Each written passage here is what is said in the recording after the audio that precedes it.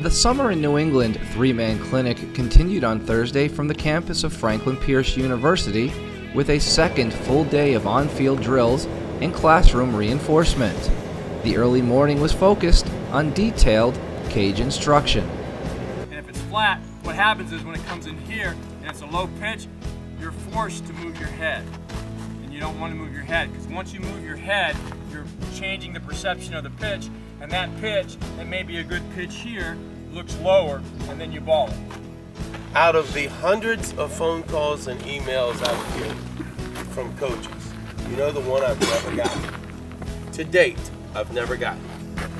He calls too many strikes. I get he's too small. I get he doesn't call enough.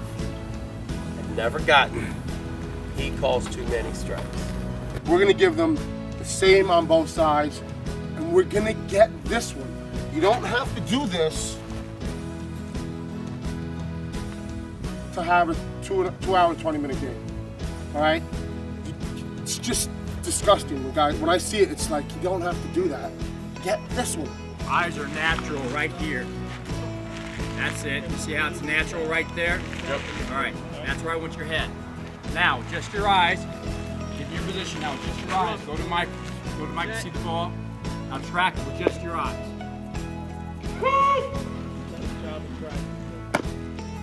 That's it. Track. Track. Good. Track. Good. Where are you looking at your head? Oh, my head, I'm looking right at Dave. All right. Now, that's where your eyes are? Sit. Stop. All right. That is where, see, you compensated. You didn't compensate as much, but you compensated with your head as well, fooling yourself, thinking you were pointing in the right spot. Sit.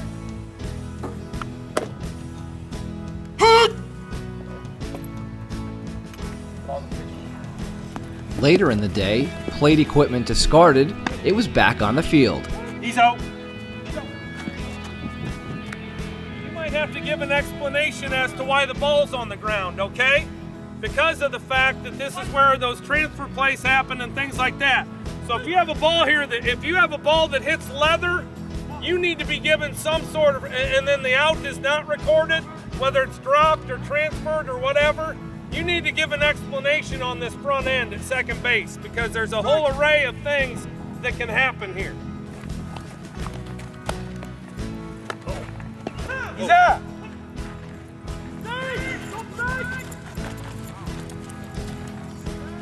The general guideline here, guys, that you have to look for an on-the-base call is if the throw took him off the base, okay? That one there, I would have safed because of the fact that the throw took me off, okay? You want to play a little second here? Crossover. Set our feet. Read good throw. Boom. Look up. He's out. His eyes on ball. He's up. Ryan, do you think that there's anybody in this field that might have asked you a question about that play? I think maybe his foot might have been in question as to whether it was on the base or not? Maybe, okay. If you see anything where that foot's moving at all, then it might be a good time to say, he held the base. Now, we don't have to jump out of our jock and sell crap out of it, okay? But if you see that guy, that first baseman, do anything with his foot where it's kind of like this, no, he held, he's out. And then we hold onto the big one where you have something like that. Or it's boom, like that. But it's not a bad thing to answer the question before somebody asks. Would you rather just say, no, he held the base, or someone from the dugout said, hey, Ryan, was he on the base? Yeah, I have him on the base. We already told him by saying, nope, he held. Okay. Typically a drop, the ball is going to go straight down and remain in the general vicinity of the middle infielder, all right?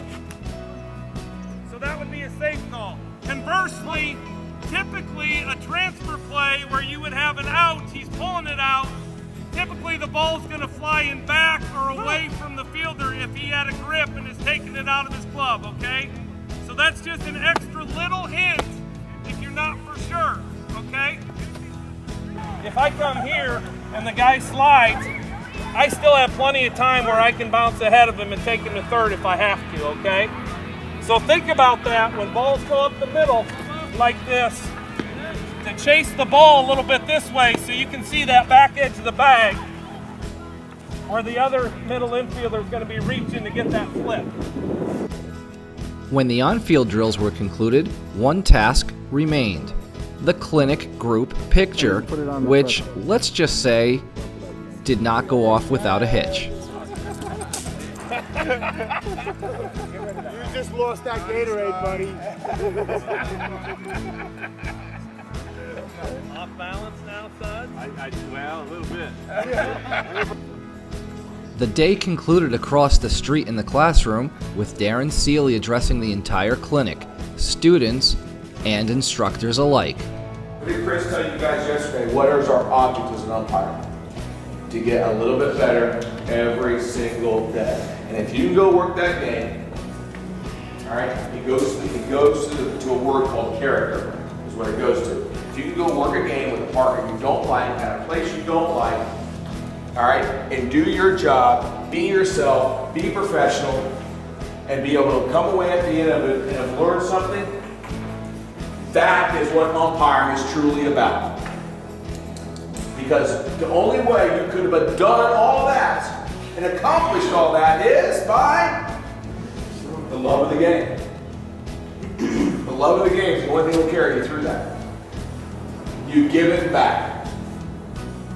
All right? So, if you want to come work for me, you know now where I stand.